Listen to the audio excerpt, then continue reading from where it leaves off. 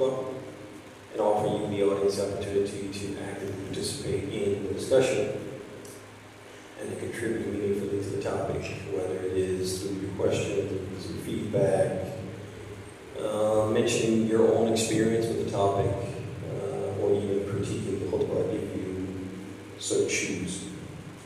And the title of today's khutbah was the best people are those who are most beneficial. The best people are those who are most beneficial. And the main idea was basically to encourage our members to embrace the spirit of selflessness, the spirit of service, and the spirit of altruism. And to realize that when it comes to voluntary deeds, the things that we do that transcend ourselves, the deeds that we do that will benefit us and benefit others simultaneously, are better, they are superior, they are more beloved to Allah than the deeds that we do that benefit us solely. So that was the main idea of the khutbah.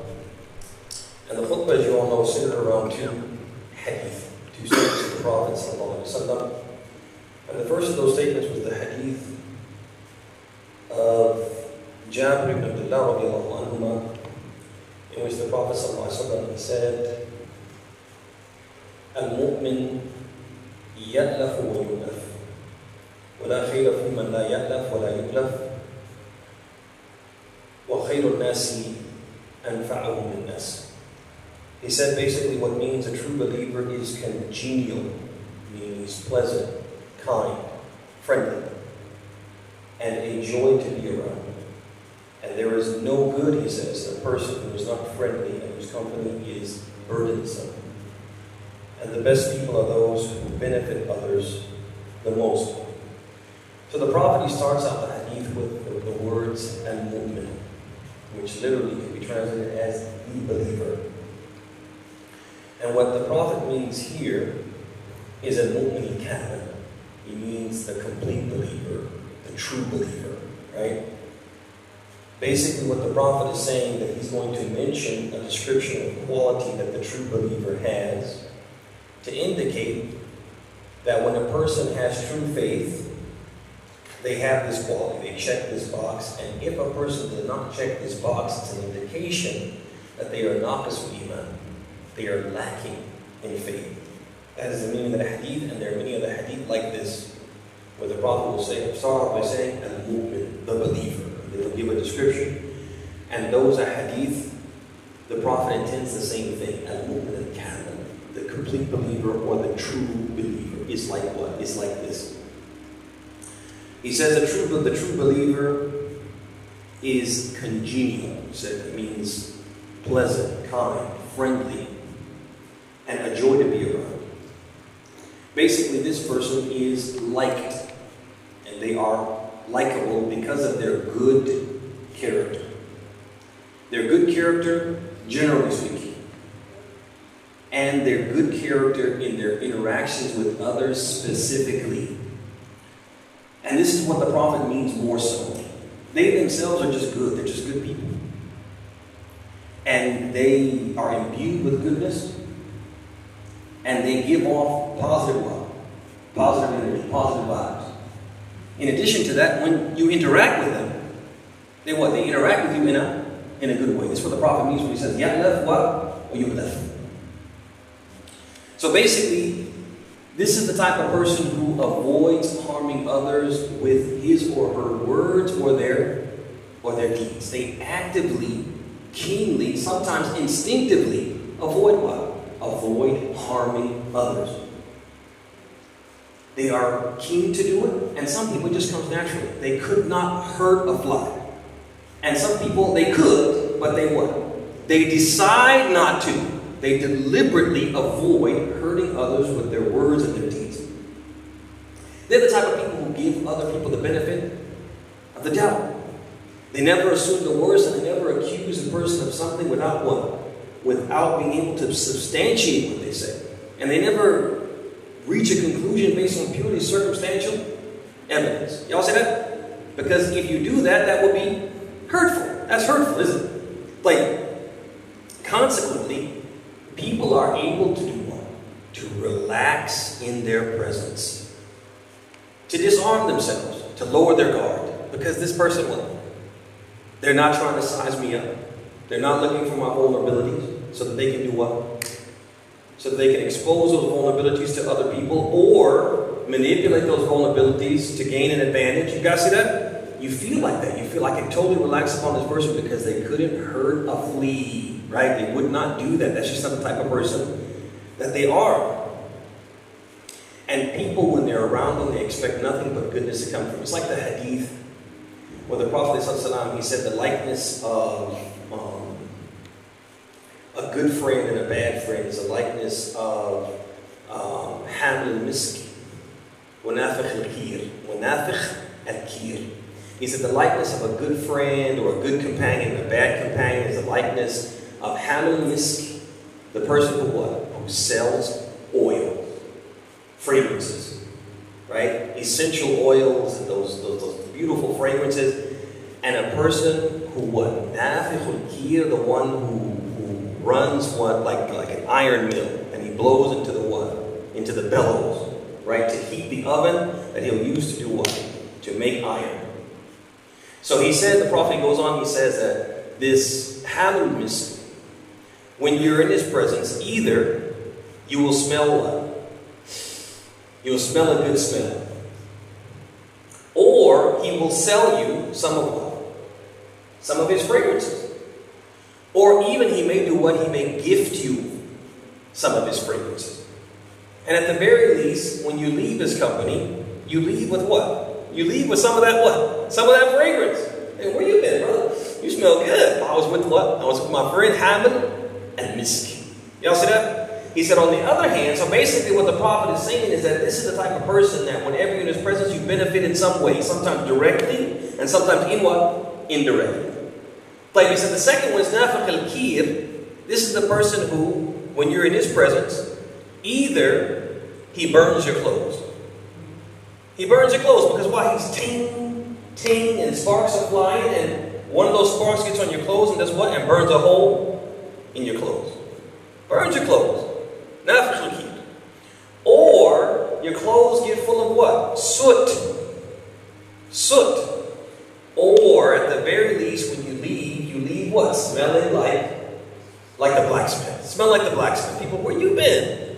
Oh God, you need to change your clothes and take a shower. Y'all see that? Which means what? This type of friend will harm you, sometimes directly and sometimes indirectly.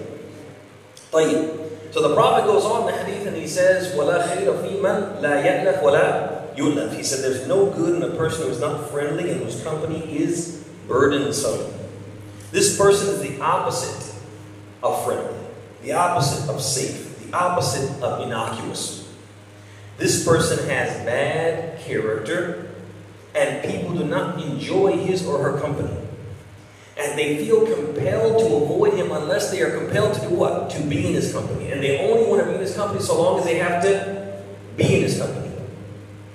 They feel compelled to avoid him or her in order to protect themselves from being harmed. There's a famous hadith where the Prophet ﷺ is narrated by Aisha anha, Muslim, in which the Prophet ﷺ was in his home with Aisha and a man came. And when that man came and announced himself, or he was announced, the Prophet said, Bitsa akhul ashima. He said, what an evil brother of a tribe he is. Not common for the Prophet to say something like that about a person. So that tells you right there, the person was what? He was a bad apple, right? He was not a good person, didn't have good character. He must have done something that made the Prophet so uncomfortable with his presence that he said this thing that could be considered what? Mean, right?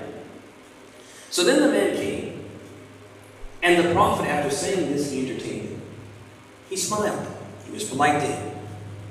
And this kind of shocked the people who were al-hadirin, the people who were present, because they thought if the Prophet thought this poorly of him, why did he treat him so nicely? So then the man left. And Aisha, she asked the Prophet ﷺ, and she said, you said the thing that you said, but you treated him so nicely. كَأَنَّكَ جَامَلْتُهُ. It's as if you curried favor with him. Right? You curried favor. That basically, you kind of put on a face for him, and behave with him in a way which is not consistent with how you really thought of him, how you really perceived him. And the Prophet, he responded by saying, Ya Aisha, when have you known me to be a person who would what? Who would mistreat a person who was in my presence? That's one. And then he said, إن شر الناس عند الله منزلة يوم القيامة من تركه الناس اتقاء شره. He said, the vilest person in Allah's sight on the day of resurrection will be those whom the people avoid their company to protect themselves from their harm. Basically, the Prophet is saying that there are some people who they are so bad, their character is so awful, people literally try to avoid them. And when they're forced to be in their company, they do what? They're very careful in how they would interact with them out of fear of what? Of what awful things they might do and say. The Prophet says those people are the worst people. Y'all see that? So basically, this is an example of what the Prophet when he's saying, there's no good in the person who he is not friendly. And he's a burden to be around. But I want to make two notes here before we move on. Number one, the first note is that the Prophet is not encouraging us as believers to put on airs, to appear or pretend to be kind while actively harming people in a clandestine way. And unfortunately, this is something that basically being wolves in sheep's clothing. Unfortunately, this is something that a lot of Muslims do. And they need to be aware that they do it and be aware that this is a form of hypocrisy. What I mean by this is a person, he meets people and he's like, and he smiles. And he makes that prayer, it disarms you because you think, oh, this person is so nice and they're so kind, they're always so... But then when that person is not in your presence, they backbite. They slander. They try to undercut. They try to kneecap. They do certain things that really put you at a disadvantage. And they do this one knowingly. And they're actually using that kind veneer to disarm you so you'll be vulnerable. And so you put yourself in a position where they can take advantage and they can harm you. The Prophet does not want us to be those type of people. He does not want us to be hypocrites. That being said, there's a second note. And that note is that doesn't mean that there are not going to be some people who are not naturally congenial. They're not naturally, being pleasant and kind and friendly does not come naturally for them. Does not come natural for them. And when that's not the case, it's not our natural instinct to behave in this way. The problem, I don't want you to take what I said in the first note to mean that we're not supposed to what? To feign being nice. With the intention of what? Of developing that quality and characteristics. You guys understand the difference? You see the difference? That basically you train yourself.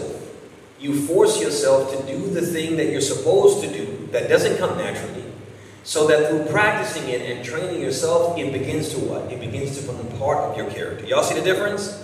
And it's like what the Prophet said in the hadith. He said, إِنَّمَا الْعِلْمُ بِالتَّعَلُّمِ وَالْحِلْمُ بِالتَّحَلُّمِ. He said, knowledge is acquired by learning. And patience is acquired by training yourself, practicing perseverance. You guys see that? Then he goes on and he said, وَمَنْ يَتَحَرَّ الْخَيْرَ يُعْطَهُ. He says, whoever actively pursues goodness will be granted it. وَمَنْ يَتَوَقَّعْ الشَّرَّ يُقَهُ. He said, whoever actively avoids evil will be protected from it. So basically, here the Prophet is saying, listen, don't fake or feign a certain character to disarm people. But you can feign it or fake it in order to do what? In order to train yourself until you develop it and you no longer are faking it because what? It becomes part of your character. Let's say, for the sake of argument, just to give an example, let's say a person was not naturally generous. But generosity is a character or quality that we as Muslims are encouraged to what? To embody. He's not naturally generous. He's one of those people who what? He's tight-fisted. And he struggles with what? He struggles with giving charity. So the prophet basically is telling us to what? To train ourselves to give charity by what? Forcing our hand to our pocket and forcing ourselves to what? To give. And after you give, you might what? Like, man, I don't know if I should have given that. You have regret. The first time. Because it's not what? It's not natural, but you make yourself do it. You make yourself do it until what? Until it comes natural. Until it becomes a quality that you have. You guys see the difference between the two? One, I'm being nice hypocritically because of some advantage I see in doing that. Some advantage what? In this world. In the second case, I'm feigning the quality, the character, being nice and being friendly because of an advantage I see what? In the hereafter, because the character I want to do what? Develop through what? Through training myself. That's the difference. The Thumbadatic in the second hadith, it begins where the first hadith ends. The Prophet, the first hadith, he ends the hadith by saying, وَخَيْرُ النَّاسِ أَنْفَعُهُمْ لِلنَّاسِ. The best of people are those who are most beneficial to others. The second hadith picks it up from there and says, أَحَبُّ النَّاسِ إِلَى اللَّهِ أَنْفَعُهُمْ لِلنَّاسِ. The most beloved people to Allah are those who benefit other people the most. And so here the Prophet ﷺ is issuing this challenge to the believers. Challenging them and incentivizing them to accept the challenge. The incentive is one, you can be the very best of people. And all of us want to be what? The very best. In most things, this is the sad thing. In most things, especially worldly things, we want to be the best. We want to be the richest, we want to be the fastest. We want to be the most handsome. We want to be the most well-dressed. We want to have the best position in the job. We want to have the corner office. Is that right? That's what we want. For some reason, when it comes to deen, we're happy with what? Mediocre. Right? 5 prayers is enough. Ramadan is enough fasting. Right? And zakat is enough what? Is enough charity. No, the Prophet is what? Challenging us to strive to be what? The very best. Then incentivizing it by saying, if you strive for this, not only will you be the very best, but Allah will what? Allah will love you. Not only will He love you, you will be the most beloved to Allah. So basically the Prophet is challenging us to embrace selflessness and the spirit of sacrifice and the spirit of altruism, preferring others to our own selves. And this is really, really important for us to remind ourselves with brothers and sisters, because we live in a time and in a place where selfishness in various forms and degrees is actively promoted. We are taught to be selfish. We are taught to what? To think about ourselves. You're in a workplace and there's a promotion. We're taught to what? We are taught to basically kneecap others if we have to get that work, to get that promotion. We are taught when it comes to what? Advancing ourselves in anything. For example, there's a ladder that takes us to what? To heights. Whether those heights might be in society, whether those heights might be in employment, whether those heights might be in the neighborhood we're not to live in. And there are certain ladders that get us there. Like, for example, the ladder of affirmative action. You have people who will do what? They'll climb that ladder. And then once they climb the ladder and get to the top of it, reach the pinnacle, they do what? They kick the ladder out so other people can't climb it. That's promoted. And the people who do that, people applaud them and say, oh, see, that's what you have to do. If you want to be the man, that's what you have to do. This type of cruelty and selfishness is promoted and applauded in this society. And unfortunately, what we have to understand as Muslims is people are products, no matter who they are, people are products of their environment. And so Muslims start to do what? They themselves start to do what? Start to develop this selfishness in their own individual selves and in their families and in their what? In their communities. And so, for example, you have individuals who are selfish instead of selfless. And so, when they're in a situation where they could do something to help each other, to help someone else, and it doesn't have to be always a material thing, monetary, a donation that they could give but they refuse to give. That exists. But some people are stingy with what? With their ideas. Some people are stingy with their free time. Some people are stingy with just suggestions. Like, for example, you see something, a system that we have here, that if only they did it this way, it would improve and make things better and make people's lives so much easier. But rather than what? Offer that suggestion, they'll do what? They'll keep it to themselves. Y'all see that? That's individual selfishness. Sometimes they're selfish what? In their family. And so sometimes a person has enough of something for what? For themselves and for their family. They have an abundance of something. But they won't what? They won't give it to other people, to other families. He says they'll refuse to what? To give. They'll refuse to give, and it doesn't have to be something material. It doesn't have to be something. It could be something as simple as knowledge about certain services. Y'all see that? Knowledge about certain services. Hey, there's a food pantry that on every Tuesday, they give this much food to people in need. And all you have to do is show up. They don't card you, they don't ask you for proof that you have SNAP or WIC or whatever. You show up and they give you what? They give you food. You know this family's in need. But you're afraid I'm going to go to the bank and the next Tuesday they won't have anything for me. And so you do what? You keep it to your what? You keep it to yourself. Selfishness in terms of what? Family. Selfishness in terms of community. And communities could be different types of communities. Could be ethnic-based communities. And so, for example, you have in some places where ethnic communities kind of circle the wagons and they support each other. And they become selfish in the support they give. And it could be things that they know, they acknowledge that they have about work. Knowledge they have about services, to give that example, right? The ability to do things, the ability to secure, for example, grants from the government. And we want to do what? We want to keep that knowledge to ourselves. We start to do what? Behave like the people around us as if what? As if al-arzaq, the adina, as if the provisions are in our own hands. The provisions have been what? Have been decreed by Allah 50,000 years before the creation of the heavens and the earth. Whatever is going to come to us is going to come to us regardless. You see that? There's no need to be selfish, but when we get in the environment influences us. And we start to behave in this way. Islam, brothers and sisters, is a religion that encourages us to think in terms of us and we, not in terms of I and me. But the society around us encourages what? iPad, iPod, right? Everything is I. They're promoting it. They're subliminally promoting it. Y'all see that? And so we have to remind ourselves from time to time, hey, our religion is a religion of what? Us and we. And whatever's going to come to us is going to come to us regardless. And if we embrace the spirit of us and we, more barakah, more blessings is going to come to us. I'm going to give some examples. One example we mentioned in the khutbah was the hadith where the Prophet said, لا يؤمن أحدكم حتى يحب لأخيه حتى يحب لأخيه ما يحب لنفسه. None of you truly believes in love for his brother what he loves for himself. The true believer, he wants whatever good that he has to also be one. Be shared and possessed and acquired by what? By other people. He doesn't want to keep it to him, keep it to himself. Another one, the Prophet ﷺ, there's a famous hadith of the Prophet ﷺ. He came out of his home and he found Abu Hurairah. Abu Hurairah narrates the hadith and he says that basically when Abu Hurairah came to Medina, he came and he was penniless. He was penniless, he was very, very poor, very, very destitute, and he was from Ahl al-Sufa. He was from the people who the Prophet created space in his masjid that was transitional housing. That basically people who had no homes, they had no livelihoods, they were allowed to sleep and stay into the masjid, they get on their feet.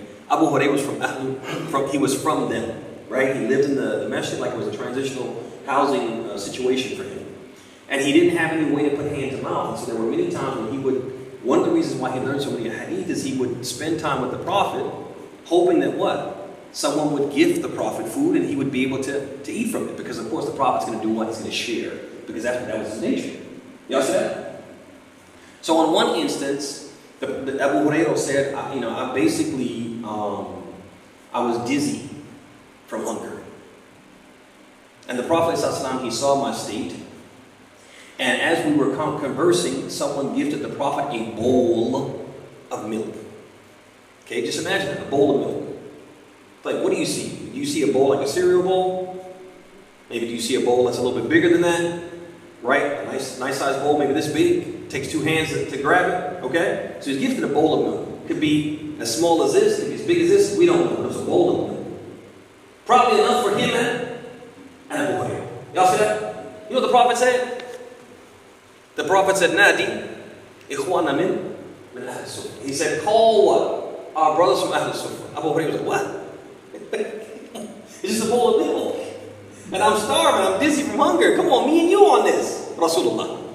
The Prophet said, no, we got to think about the other people. They're hungry too. But when they came and they sat together, and the Prophet ﷺ, he said, Abu Hurairah, do you mind if I start with our guests? And Abu Hurairah again, he said inside himself, he was like, what? What? Start with me. But the Prophet started with the other ones. And he gave drink, but Allah subhanahu wa ta'ala, because of his selflessness, Allah put barakah in that bowl of milk, whether it was this much or this much. And this first person drank and drank and drank and drank until what? Until he couldn't catch air. Then the second one drank and drank and drank until he couldn't catch air. And everybody was like, it's going to be all gone, it's going to be all gone. But it wasn't going to be all gone because Allah what? Allah put barakah in it. And they all drank and they all drank. And then it came back to Rasulullah. And there was still what? There was still plenty of milk in it. And he gave it to Abu Hurairah and he said what? He said, drink. He said, drink. And Abu Hurairah was like, oh, I can't drink anymore. He said, drink more. Y'all see that? See how Allah subhanahu wa ta'ala put barakah in this one bowl of milk because they thought in terms of what? Us and we, not in terms of I and me. The thing about that, I want to mention that this is not something you think to yourself, okay, well, yeah, this is the companions. That's Rasulullah. They're different. An-nas al-adiyin, the regular people, they're not going to do that. They're not able to be selfish like that. But there's a famous athar about a man, a sheikh, kabir, haram, very elderly man. A man who, when you look at him, you think he's on death's doorstep. There was a king and his entourage who were traveling through the village. And this old man was a farmer and he was planting some olive trees. Olive trees take a long time to produce olives. A long time. They won't bear fruit for a long time. And this man, it's obvious that he won't live for the 8 or 10 years it's going to take these olive trees to begin to what? To bear olives. So the king came across him planting these olive trees. Extremely old man. He said, yeah, Sheikh. He said, why are you planting these olive trees and you're never going to what? You're never going to eat from their fruit. The man, he said, زرع من كان قبلنا فأكلنا فنزرع نحن ليأكل من بعدنا. He said, the people before us planted olive trees and we ate from them. They didn't eat from them, but we eat from them. And so we plant trees so the people after us can do what? Can eat. Y'all see that? Again, embracing the concept of what? Of selflessness, thinking about others. And you see this, I'm telling you, no matter where you look in the hadith of Rasulullah, he's trying to teach us this in so many different ways. For example, in one hadith, he نهى عن قضاء الحاجة تحت شجرة مثمرة وفي ضفة نار وفي ضفة نهر what did he say? ضفة نار أو نهر. I can't remember the other description he gave, but the Prophet prohibited people from using the restroom under a tree that provides shade or fruit, or on the shore or the bank of a river. Why? In consideration of how it would affect other people, how it might ruin the fruit, and how no one would want to shade themselves under this tree, but they needed shade because what? Because someone used the restroom there, and no one will want to sit by this river or wash their clothes or their dishes by a river where what? Where there's human waste, and even worse, you could do what? You could pollute the water, and end up preventing people from able to take advantage of it. You guys see that? Again, always thinking about what? Thinking about others and the effect of our actions on others. But think about that. I want to say, just make a note and say this. Listen, we as a community, it's very important for us to hear these words and on top of that to put them into action. There's so much potential here, so much we can do, and we're not able to do it because of the lack of what? Of human resources. It's not money all the time. A lot of things you can do even without money is the lack of human resources. We have not embraced this spirit of selflessness, this spirit of let me give from my time, let me give from my ideas, let me give from my suggestions. Let me just give, my presence. Let me give moral support. Moral support, and let people know that, we see what you're doing, and we believe in what you're doing, and they applaud you, may Allah applaud you. These simple things we can't do. Many of us are in groups where people will mention something that's going on in the masjid. We see the message, and we do. We say what? We say nothing. Even that little bit of moral support, we can't what? We can't give it.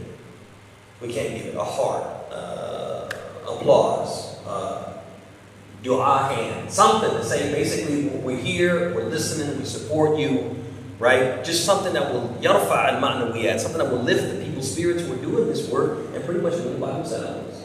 Y'all see that?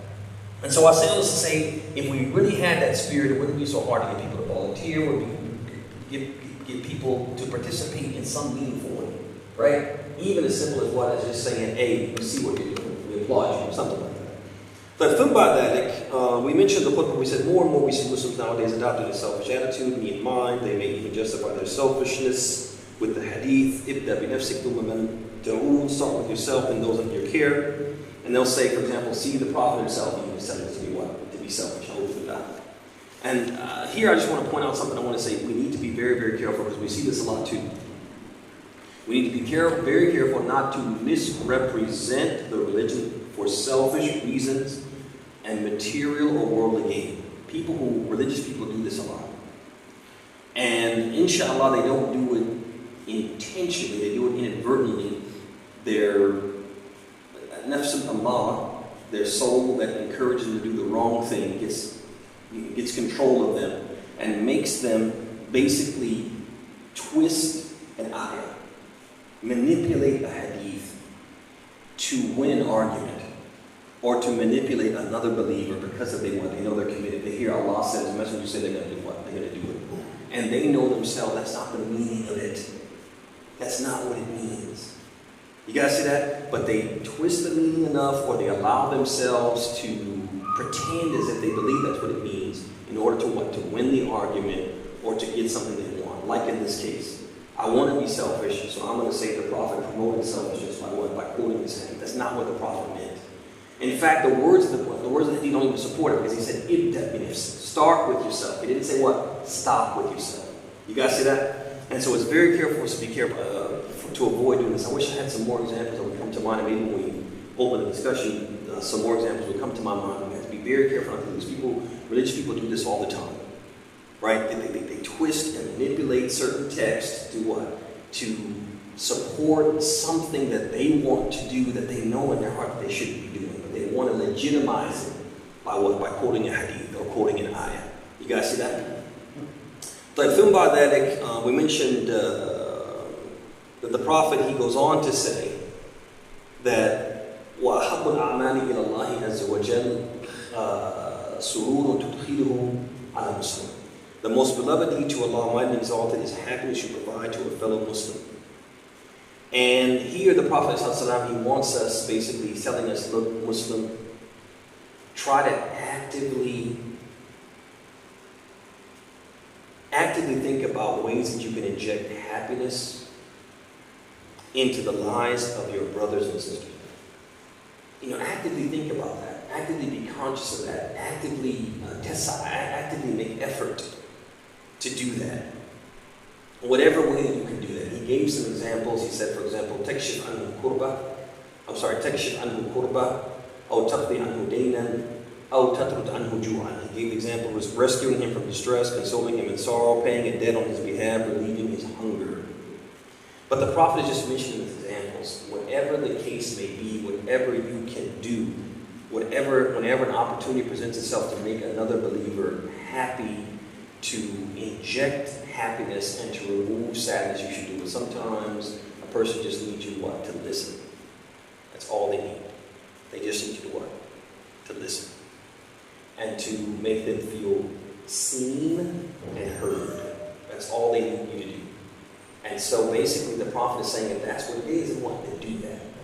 Do whatever it is it takes to basically make another believer happy and to remove what?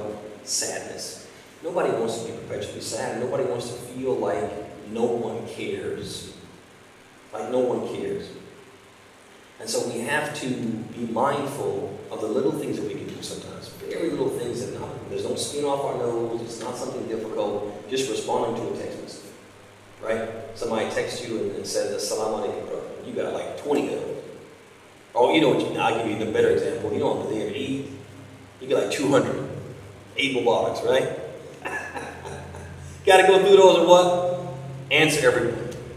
Because some people, just your reply, Wallahi yudkhil fi qalbihi shay. Surur. It just makes them so happy that so-and-so what? So-and-so replied. Right? So-and-so thought enough to reply. Because so many people don't reply. They don't reply. طيب ثم بعد ذلك the Prophet ﷺ, he concludes saying, and this is important, he said that an amshi ma akhin fi hajatihi ahabbu ilayya min an a'takifa fi hadha al-masjid shahran. He said, surely that I should strive to do a favor or fulfill a need for a brother is more beloved to me than a month-long devotional retreat in this masjid. And we mentioned in the khutbah that the Prophet ﷺ was teaching us a very important principle, and it's a principle we should live by. And it's a principle that many religious people don't understand, or it rebuts a misunderstanding or a misconception many religious people have. Many religious people take this, they have this position of this, they have the understanding, listen, when it comes to religion, what really matters, or all that matters, is your relationship with Allah. Just make sure you're doing the things that make you right with Allah and you're fulfilling Allah's rights. If you're doing that, you're a perfect Muslim. If you're praying, and if you're fasting, and if you give the zakat that you're supposed to give, right? If you do those things, you are a perfect Muslim, and nobody can criticize you. And those are the same people who, despite having a very religious appearance, they're sometimes the nastiest people in terms of how they treat you, how they talk to you, how they behave, how they interact with you. What is this? From what? A person with what? With a beard. A person who wears what? A face veil. You say, what? How can they do like this? Because they're under this misconception that what? Just pray. To the point that in a certain place, in a certain time, when I have to be a student, you would see people who would maybe be running towards, for example, the iqamah is being made, and they're running toward the front row. And they see there's only one spot. And they're moving very quickly, and somebody else is moving very quickly, because we're supposed to what? Compete in the good things. And the person might do what? Right? Just elbow the person out of the way so they can get in the front row. Allahu Akbar. You see that? And they think, hey, I'm trying to get to the first row, and I do whatever I have to do. And if you're in my way, you're going to get pushed out of the way. Y'all see that? And in their mind, they're doing something good by hurting another Muslim, pushing another. That person might have fell down, right? Might have hit him in the elbow, give him a bone bruise. We don't know.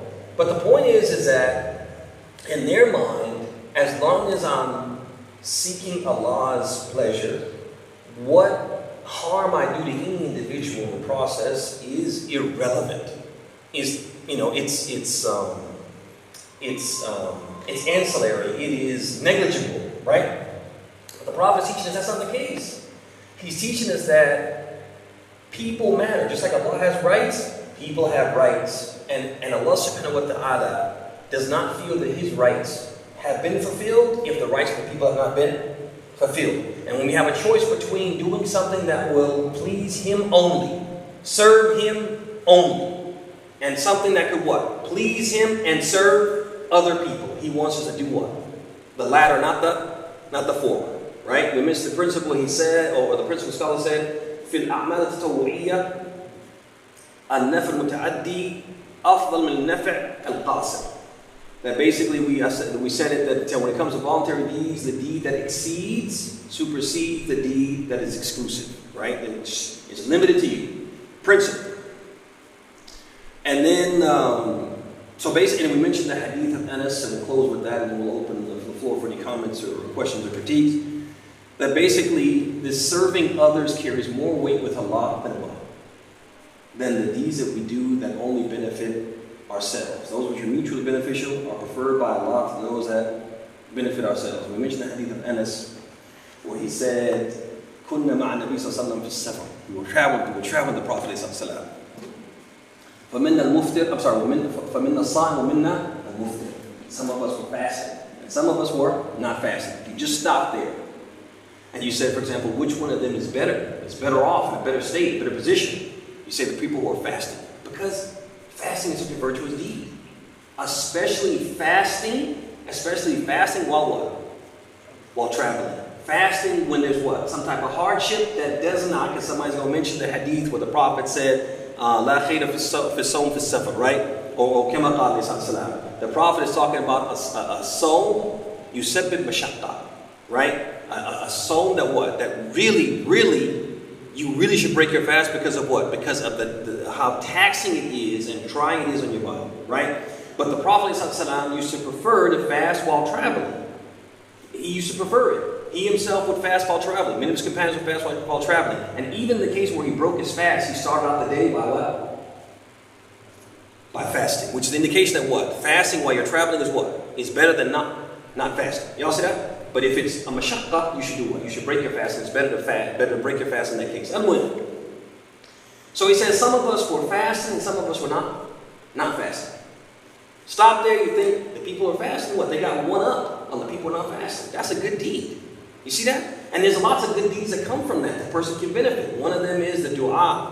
A person who's fasting, the dua is always accepted. You guys see that? They got that advantage. And there are other advantages. So he says, فَنَزَلْنَا مَنْزِلًا فِي يَوْمٍ حَارٍ. He says, and so we alighted or we stopped to rest at a place, and it was a very hot day. فَسَقَطَ الصَّوَّامُونَ. The people who were fasting, they what? They collapsed. They were so happy that we were going to stop and take a break and spend the night. So they just found shade and did what? They just laid in the shade. Because fasting is taxing, especially the way they traveled at that time. Fasting is taxing when you're traveling, right? But it wasn't taxing enough that they what? They would be expected to break their fast. Because if that was the case, the Prophet would have told them to do so. So now the people who are with them, al-muftirun, the people who are not fasting, they saw this. And they realized that whenever you, especially at that time, whenever you stop, you alight to rest, and you're going to spend the night, there's a lot of work that has to be done. Is that not so? So you got to pitch tents. We're just not going to live out, we're not going to sleep out under the elements. We have to pitch tents. Well, who's going to do that? Because these people who are fasting are what? They're laid out under the tree. And these animals that we've ridden or we brought with us, they have to what? They have to drink water, right? Otherwise, they'll be no good to us, and we'll be putting them in harm's way for the rest of the journey. Also, we have to have firewood. Firewood for light, firewood for heat, firewood to cook, firewood to warm our water. Who's going to collect that firewood? Again, fasting people are laid out. So these muftirun, they did what? They saw that these things need to be done for themselves and for their brethren. So they got up and they did those things. And the Prophet, upon observing this, he said, ذهب المفطرون بالأجر. Scholars of Islam like Al-Kirmani في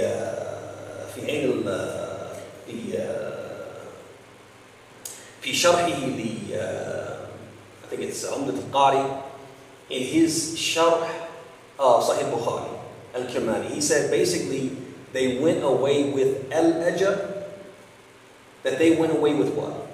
With the lion's share of the reward. They got more reward than the people who were fasting.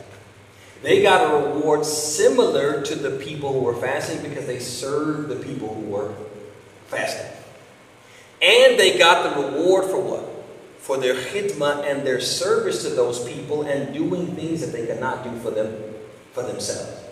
And so they got the lion's share of the reward. They got more virtue and more benefit than the people who actually fasted because of the things they did that benefited other people. And so with this, brothers and sisters, we bring today's remarks to a close. And we do have a good maybe 15 minutes for any questions, comments, or critiques, which is exactly what Father Dr. Ismail, yes. But I'll ask one first and then another. Okay. See, the thing is, when we go to Makkah or Hajj or Umrah, people don't have a good experience because of how others behave. Mm-hmm. See, there is, I don't want to name country, but there are a lot of people, these people who come, Mm-hmm. they have their wife in front of them, and they're trying to protect her, Yeah. because they got unlimited back. Mm-hmm. And sometimes what they do is, they have her like this, and then they go like this. Mm-hmm. So what happens is, anybody that is there in the way, They're elbowing. they get really hurt. Mm-hmm. You know, so why there is not encouragement in the community to behave better? Because that's the time you are not going for the sake of us. And, We do, I mean, this is very common. Mhm. People, they are for themselves, as if they are in the Yawmul Akhirah, and, that you are nafsi nafsi. and, This is for me. I and, don't care about it. Why is that there is no education on Mm. this front across the world? so first of all, it's a very, very good example. I wish I had thought of it, Dr. Ismail, but that's a very good example of people who have this tunnel vision about trying to do what they have to do to get the most out of their ibadah, the most out of this service to Allah, this connecting to Allah that they want to do, that they get this tunnel vision to think all that matters is that I do X, Y, and Z. I do this tawaf. I pray behind Maqam Ibrahim. I touch the black stone or kiss the black stone. I make a sa'i. All that matters is I do those things. And how I do it and how my doing it affects other people will not in any way diminish the reward I get for the deed, and that is totally wrong. It is totally wrong. And that's a very good example. Like you said, there's a lot of pushing and shoving, and people get hurt, and some people get stomped. Yes. They get stepped on. Some people have to be dragged out. They become seriously injured, and some people have actually been killed. Yes. Right? Another good example is when you stole at Jamarat. Obviously, they made changes to minimize that. But there was an incident that led to those changes. There was this awful stampede that happened that led them to have to make all these changes to try to make it so much safer than they had previously tried to make it. Because why? Because people, again, they have that tunnel vision. So I say all this to say, coming to your point, is that there are a lot of attempts to educate, especially by the people who oversee the two holy mosques, that they do make effort. They translate books into all languages, and they have people who they appoint from, what do they call it?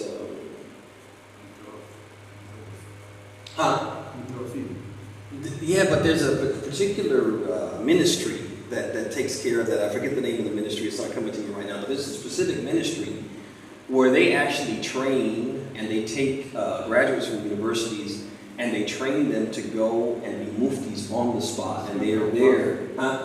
Oh, something like that. It might be a little off, but I think there's another one. Tourism or something like that. I think there's another one. See, it is not That takes care of necessarily- I'm sorry.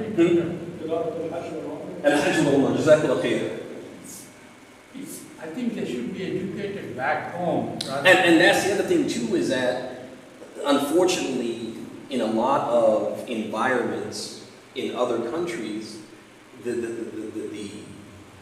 teaching of Islam is very rudimentary, and it is very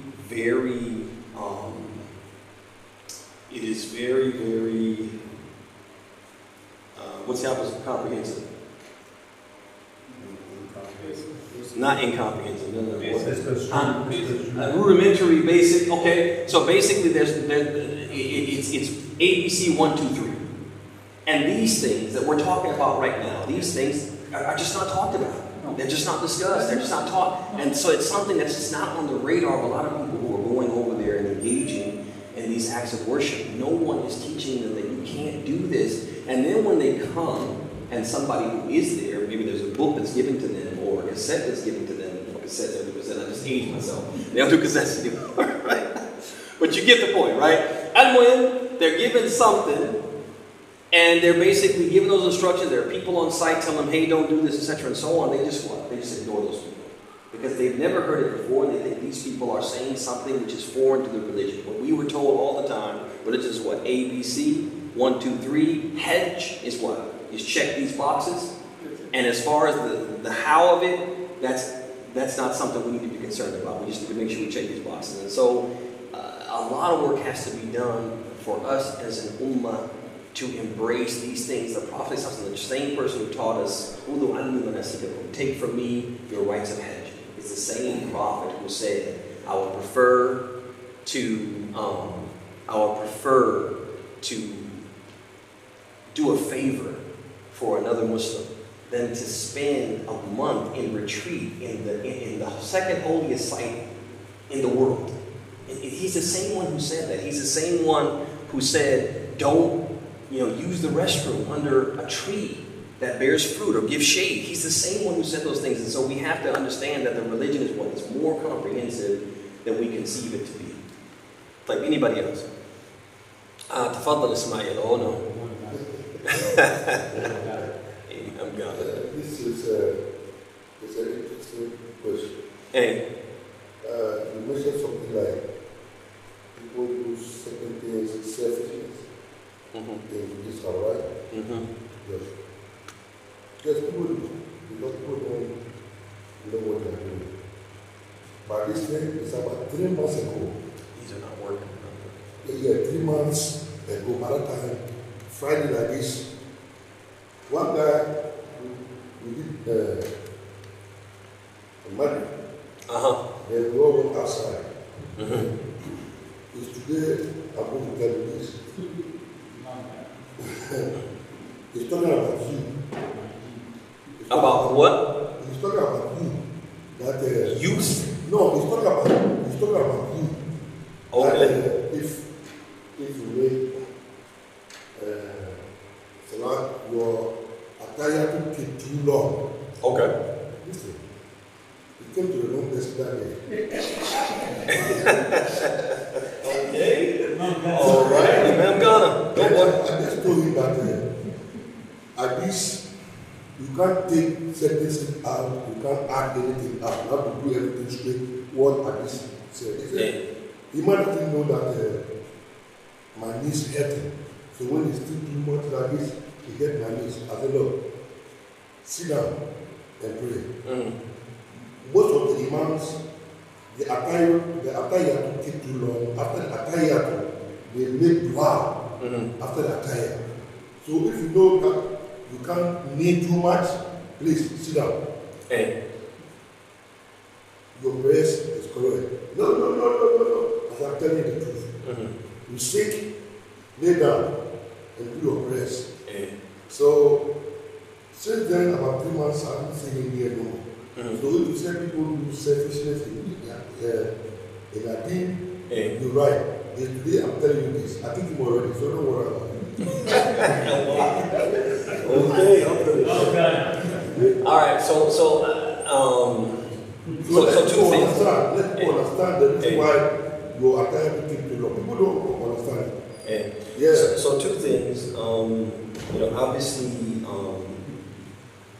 Obviously, it's very important for the imam to be considerate.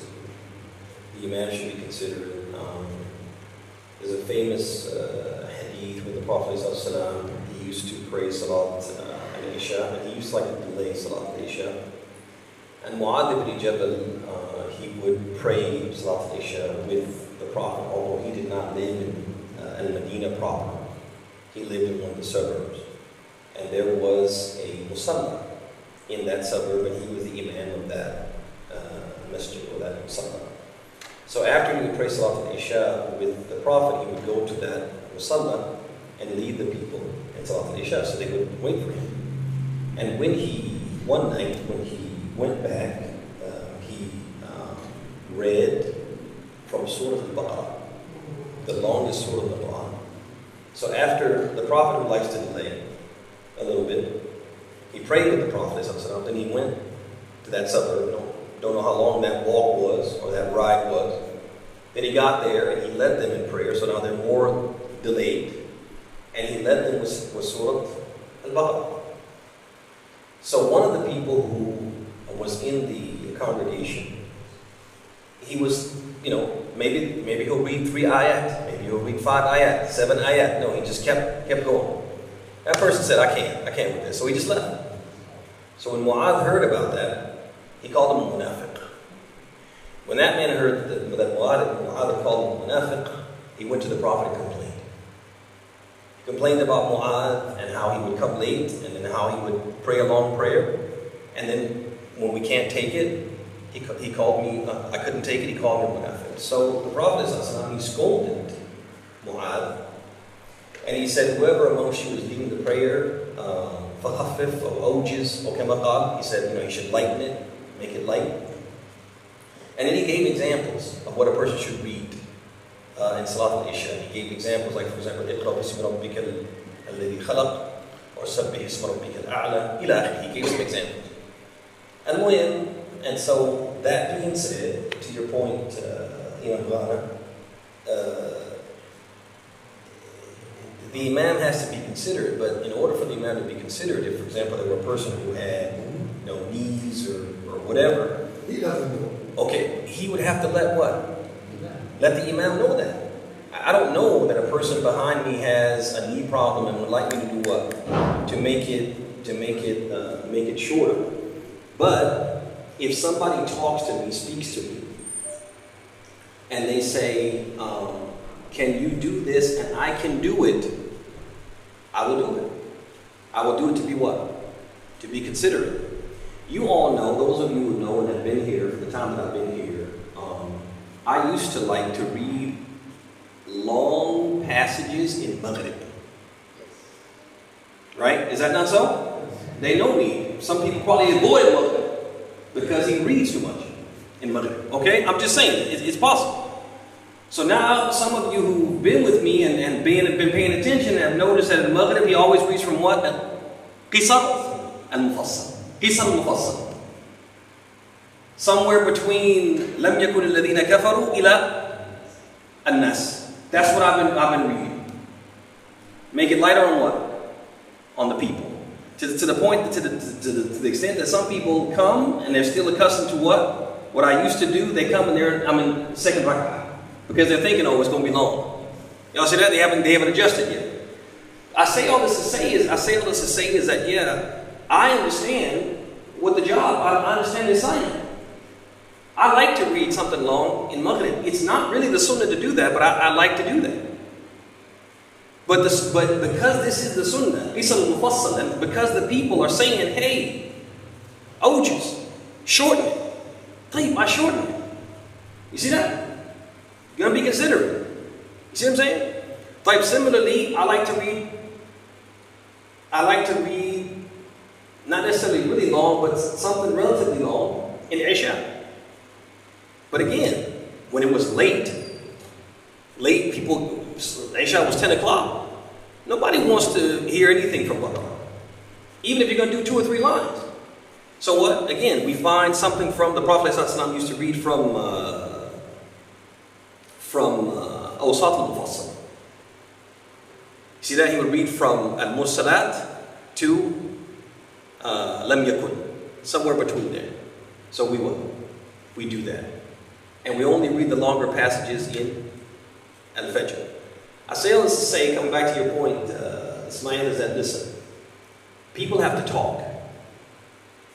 And it doesn't do any good to talk about someone. You need to talk what? To someone. We have to embrace dialogue. This is why we had the problems we had, that's why we have the division that we have, is because we're not willing to do what? To just talk to each other. We talk about each other. How can he benefit in the way he wants to benefit? He wants the tahiyyah to be shortened, okay, or to be said faster, let's say. How can he get that? How can he achieve that? By talking to you. You see that? It's like the way we approach it, the way we go about it, people assume, that's another thing too, and it's wrong to assume. They assume, he won't be approachable. He won't listen. Right? He'll get mad. No. Let's talk about it. Let's have dialogue or give me a chance. Try me. And then let's see what happens. See what I'm saying? Listen, people come to me all the time and they tell me things. And they are wrong. And I still listen. And sometimes I don't even tell them that they're what? They're wrong. I nod, I smile, I eat it. Because I don't want people to say the Imam's hard-headed, the Imam's tough-headed, the Imam's stubborn, the Imam thinks he knows everything. No. So I say all this to say is that, and this is for you, from my mouth to your ears, and then what? It's upon you to what? To spread this to other people. Huh? To basically say, hey, you can talk to him, and he will listen. Listen. I want us to be together. I want us to be a real community. And I understand that starts with me. Being pliant, being malleable, being understanding. And so I'm willing to be there. As far as the tahiyyah, like you said, there's certain things that you really have to say. There's certain things that you really should say. When you're leading people, you really don't want to offer a salat. That's what? The bare minimum.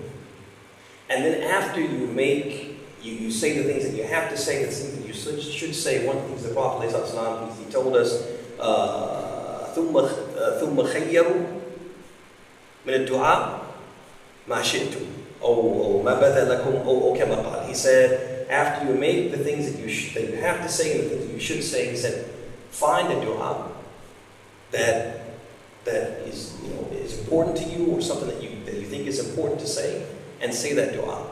And so we make a little dua, and then we end. And so, but if somebody talked to me, we would do what we'd have to do to try to accommodate them. Like any other question, I'm sorry I spent a lot of time on that one, but this preaching, I tell you that don't stop, because it's a very good education for the community here. People learn Islam from different angles, and most of the people we all come here, people just don't know the simple things about prayers. They're just walking back, So your teaching every Friday here, to me, may Allah give you patience and strong and continue. Don't stop. Educate. I'm saying, I'm serious. Educate the community more. Exactly. Yeah, like that man, what he said, he doesn't know what he's talking about. Yeah, he doesn't know what he's talking about. تفضل خليل. وعليكم السلام ورحمة الله. There's a line in the Prophet movement where the person said, a person's got to know. I have medical issues. Sometimes I stand up when I'm able to stand up. Sometimes I sit down when I have to sit down. That should be common sense. Instead of telling somebody to show you prayer, you should know yourself. Stand up when you're able to stand up. If you can't stand up the whole time, next time you know it's wrong, hey, just sit down. To that point, I will say this, is that just to be balanced, the Prophet ﷺ, when he would be ready for prayer, ready for the prayer to be offered, he would say, "Arihna biha ya Bilal." Right? He would say, hard to translate, but he would basically say,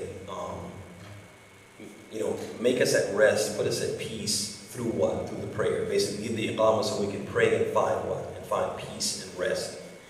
And the Prophet ﷺ, he said in the hadith, he said, "Ju'ilat qurratu ayni fi salat."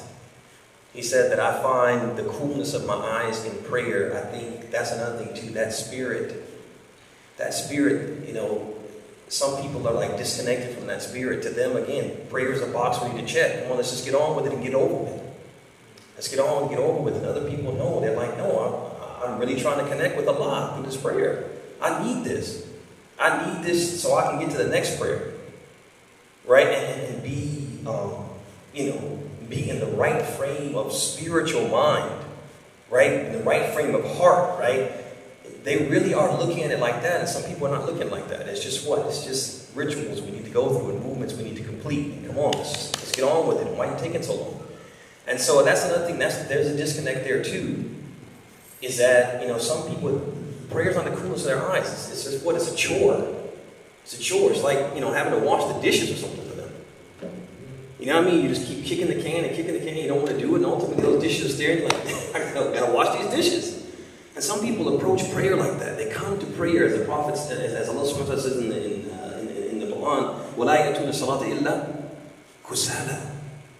Like, and this is the description the Prophet, Allah gives for the hypocrites. They come to the prayer and they're dragging themselves to pray. We don't want to be those type of people. But some people, yeah, they are. And then on top of that, we talked about this last week, they impose that on you. They project that on you. You have to what? Have to be lazy in prayer. You have to hurry up and pray. You can't really get the enjoyment and you can't taste the sweetness of salat because why? Because they don't want that. And that shouldn't be the case. You know, I hate to put it like this, and don't be offended. The irreligious people shouldn't impose their irreligiousness on the religious people. In the house of Allah. You see what I'm saying? I should be the smoke in the lobby. No, you shouldn't. You shouldn't. The angels run from the places where there's what? Bad smells. We want the angels here. We want the barakah of the angels here. You're going to kick the angels out. Why? Because that's what you want. And the religious people have to do what? They have to contort themselves to what? To fit what you want, which is irreligious. So that part of it, I really wanted to point that out, that it shouldn't be the case. People shouldn't bring that energy. That being said, whenever the imam can compromise and meet the people where they are, he should do that. And we see that in the hadith of Mu'adh that we shared. You don't have to read Al-Baqarah. You can read what? Read this. So read that to accommodate the people. And you can still get what? The taste the sweetness of salah. Like, Elijah, you have one, we'll give you the last word, brother. Real quick, I was going to say. Yeah, real quick. Now, look how you started. Look how you started. Just remember that. You got to be honest, man. You got to be honest, brother. The believers are honest, brother. Real quick, because you know how you do, brother. Go ahead. He spoke about Mecca, and he spoke about how people twist ayat, and I was thinking, and I go to the Christian church, I'm like, dang, we do this in Islam too. You see what I'm saying? Hey. They twist the scripture all the time, but I wonder if Mecca was like that 40 years ago. And I say that to say this. As we move on in the future, we see modernized society becoming more and more about the individual. And so it's like the battle between selflessness and selfishness. And I think some people are selfish in nature. It's like something they cannot help. And some people learn selfishness. And then some people choose selfishness. But I thank you for the discussion. And I thank you for being selfless. When I first met you, I told a few brothers here, because I didn't know who the man was. When I first met you, I said, his energy is clear. 100% clear. 100%. I'm telling you, and I've met other imams, I've met other scholars in Islam, and I can just feel an energy that's not nowhere near as clear as yours. See what I'm saying? I'm not comparing, but I'm just saying what it is, and I'm thankful to Allah for you. Just keep being that example. Okay, let me just close by saying this. I'm very uncomfortable with Ikhwan, and I appreciate the words of Allah for the positive feedback. I'm very uncomfortable with what? With being praised on my face. I'm very uncomfortable with that. And I don't want to give the impression of what? That I relish that. Okay? Last week when the Khatib was saying a few things, I was very uncomfortable with things that he said. Okay? Especially I was uncomfortable, one, because I don't like it. Two, I didn't want people to think, oh, he brought him here to say those things.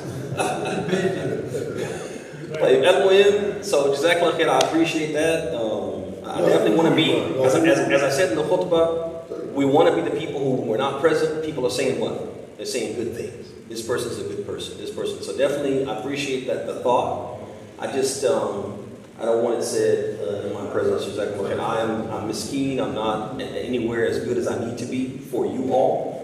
But I'm trying to be better. And may Allah make me better. هذا وصلى الله وسلم على محمد وعلى آله وصحبه أجمعين.